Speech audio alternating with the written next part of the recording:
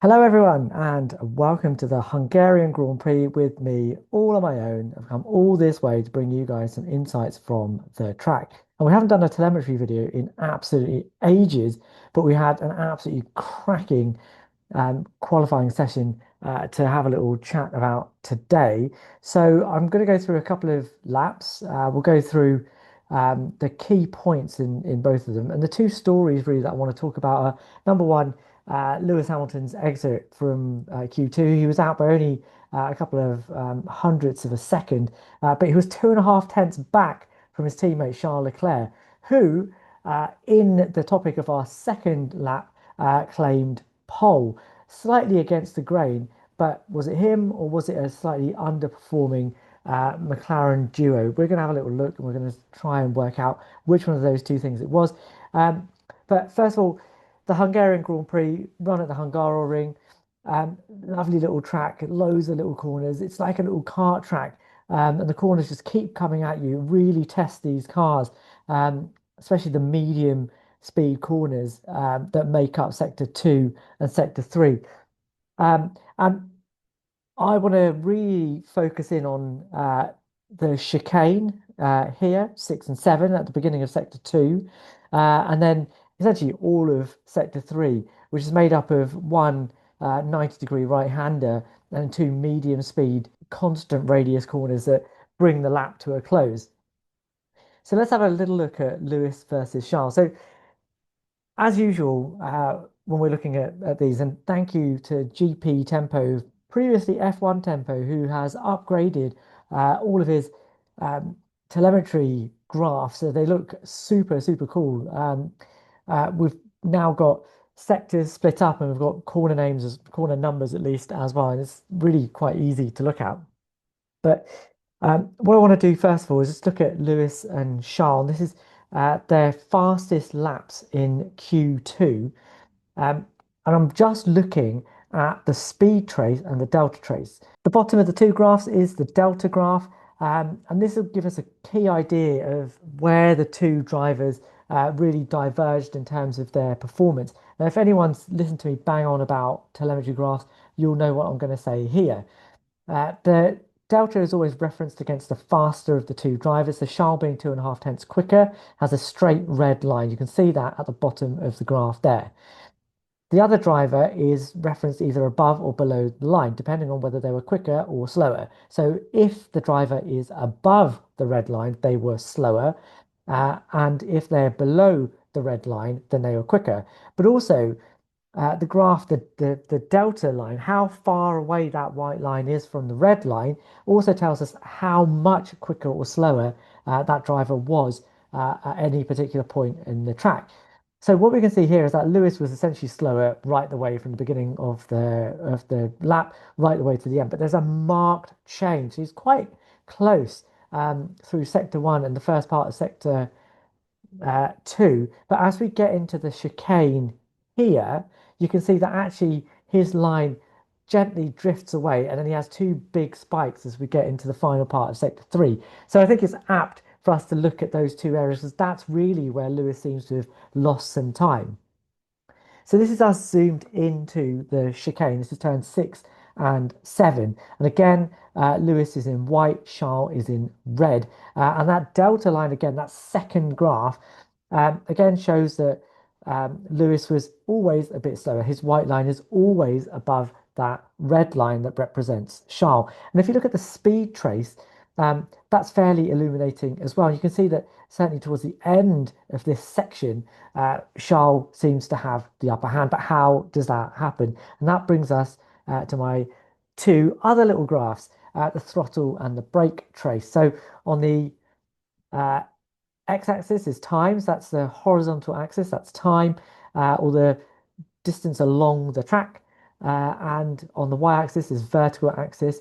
In the top graph is how much throttle each driver is applying, and on the second, how much brake they're applying, which is much more related to when the drivers are applying the brake and less to how much brake they're actually applying, because it's either on or off. So the first thing that's really obvious that strikes me is that Lewis brakes much later than Charles does. But there's also still quite an overlap between his him coming off the throttle going into that corner and him continuing to brake. So he's balancing the car as he goes in, even though he's braked much later. Now we know that Lewis likes to do that. Lewis likes to brake really late, get the car rotated on the front, and then try and get a really early, fast exit. That's the payoff that you get from braking early. You're able to hit the throttle earlier and harder to give yourself a better exit. But that doesn't really happen here.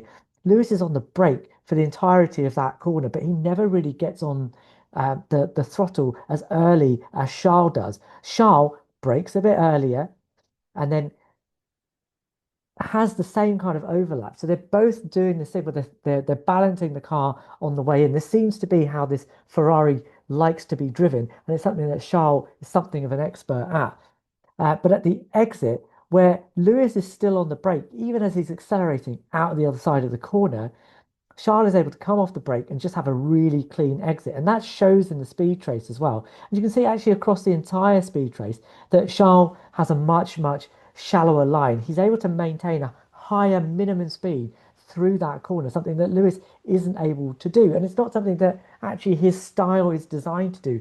His style is designed to have a huge amount of speed into the corner, which he does here, but also then a huge amount of speed out of the corner because he's got sure, a lower minimum speed, but that means he's able to hit the throttle harder and earlier than his rival. But that's not what's happened here. And that, I think, is why Charles really starts to eke out his advantage.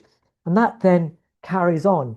And you can see that into the right-hander of turn 12 here, that again, Lewis brakes later than Charles does and still has that overlap the same way that Charles does into the corner. Again, trying to get that really late rotation in the car. He does the same thing in 13 and again in 14, although actually it pays him back in 14. He's able to carry a bit more speed into the corner. And actually you can see that his delta starts to improve there. But what really kills him is turn 13, you can see that where Charles at the exit is able to have a nice smooth throttle application, he's able to really give it some out of the corner. And again, that shows with a superior end of straight speed up here, Lewis has to have a massive lift, big fat lift in the middle of the exit of turn 13, which I think if you look at the onboards, he had a little snap there, and that's what's lost him a heap of time. Which even with a better final corner, you can see that again on the speed trace as well. He's not able to make up that time, and that unfortunately I think is what ended up losing him the 2.5 tenths to his teammate, and ultimately knocking him out of Q2. Now, Lewis has been super downbeat about this. I'm useless, he says. Look, the other car is on pole. You probably need a change of driver. That's what he said to more than one media outlet. And I hate listening to Lewis when he's as downbeat as that. But that's kind of how it was. And there isn't really anything in the telemetry that suggests that there's anything in the car. Both drivers actually attack the corners very similarly in terms of their inputs to the throttle and the brake. But Lewis really struggled in the last part of the lap through the end of sector two and sector three. And all of the things that I'm demonstrating here, especially the fact that he's not able to pick up the throttle as early and hard as Charles is able to, despite braking later and having that lower minimum speed, is that he just clearly, even at that low speed, doesn't have confidence in the rear end of the car. He's not able to really say, right, now's the time I'm going to plant the throttle and be happy. And, to the point that he's still having to balance the throttle and the brake and the exit of the chicane, something that Charles is not needing to do. And he talked about this afterwards, saying he was much more confident that he could really play with the limit of the car, something that he wasn't able to do before this upgrade. And I really hope that it come the second half of the season, that's something that Lewis has worked on and he'll have got past this negativity that seems to surround him every time he has a bad result. But anyway, that's where we are. Okay, so let's have a look at Charles and Oscar. So Charles ultimately got a very surprising pole, one that even he was surprised with. Absolute magic. And this is what Charles excels in, pulling out unbelievable qualifying laps just from nowhere. And this lap especially is important because it's the first pole in a Grand Prix that either Ferrari driver has got. And it speaks to Charles starting to move his performance positively alongside the upgrades that Ferrari are getting, i.e., as the car gets better, Charles starts to get better with it. It's important. That is what makes a great and very quick driver. And I think we're going to see a bit more of that as we go along. But what was super interesting about this, and why I think it was much more about the McLarens coming back towards the Ferrari's level, is that Charles was the only driver in the top 10 to improve their time from Q2 to Q3. It wasn't by a lot, but he was the only one that did it. And in fact, the McLarens moved back further than anybody else. They were the only two drivers to be in the 114s. In fact, Piastri did a 114.941 in Q2, and yet only managed a 15.398 in Q3. Compare that to Leclerc's 15.372. Hardly anything, a hundredth in it. But that's enough of a margin. That's how small the margins were in this qualifying session to allow Charles to sneak in there and get pole. And it was tight. Just look at this. So let's have a look at the telemetry going into the chicane. We've got Oscar in Papaya and Charles in Rosso Scarlet. I think so. And again, the Delta. Charles was the quicker driver over the course of the lap. So again, his line is a straight red line. And Oscar is referenced against him. Anytime Oscar is above the red line, he is slower. Anytime that Oscar is below the red line, he is faster. And you can see that through this segment, Oscar is faster.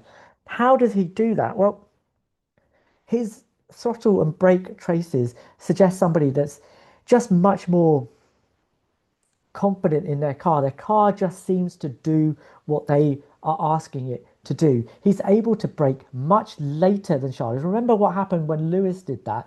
He wasn't able to come off the brake even at the exit. But here, Oscar's able to come off the brakes and he's able to apply the throttle nice and smoothly up towards turn 8. Compare that with Charles, who has to hit the brakes earlier and keep them applied, even as he's applying the throttle to exit the corner. Something that his teammate was needing to do in Q2, suggesting that the conditions had got worse.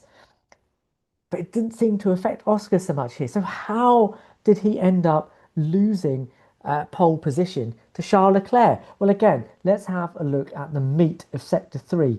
This is the right-hander, turn 12.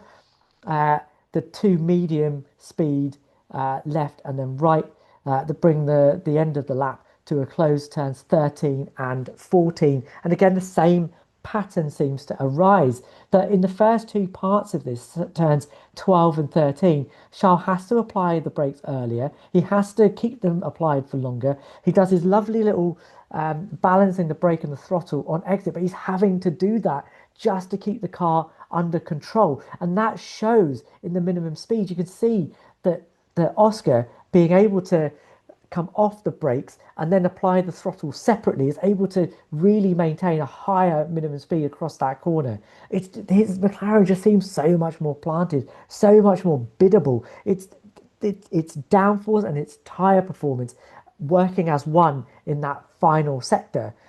But then the final corner. This is where they approach this slightly differently. Charles does the same thing he has always done, but he keeps a bit more throttle on. Oscar comes off the throttle completely. And that balance that Charles does across the final corner, balancing the brakes, balancing the throttles, allows him to finally have slightly better minimum speed and also mean that he's back on the throttle, full throttle, much earlier and much harder than Oscar is, giving him an excellent exit. And that finally, here you can see, is where Charles makes the difference. It's in that final corner. Oscar's done all the hard work, but right there, right then, Charles better feel his balance between brake and throttle allows him to get a better exit and take pole position. That is the fine margin on which this pole position stood. But the question really is, should the McLaren have been even that close to the Ferrari? And that I don't think so. Yes, there were issues with wind. Yes, there were issues with temperature, but you kind of expect a McLaren to have slightly better pace than that. But I'm going to leave it to slightly smarter people than me to interpret that fully. Um, Apologies for the slightly odd lighting and the handy microphone. But I'm having to do this on the cheap and on the fly. As usual, if you like what we're doing here, please like, please subscribe, please leave us a comment. We'll read every single one, and we will see you guys in the next one.